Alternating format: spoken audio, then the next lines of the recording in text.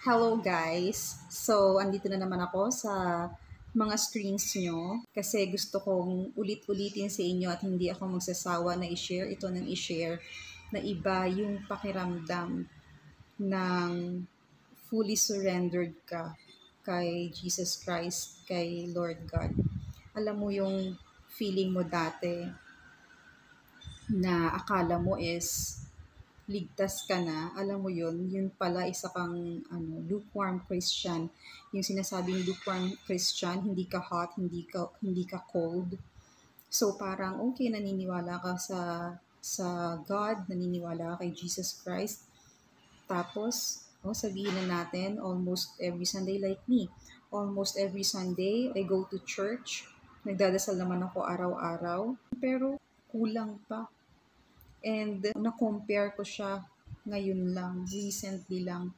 Alam nyo ba na itong nararamdaman kong peace and joy is ngayong September, this year ko lang na ramdaman. Yung sa tagal ko na dito sa mundo at feeling ko noon, nung nag-mature ako, feeling ko good person ako and feeling ko may bonding na kami ni God. Hindi pa pala. Ito pa lang, this month, this year ko pa lang siya naramdaman. So, I pray na sana lahat tayo is maramdaman din yung ganito. Alam mo yun na, yung nafe-feel mo na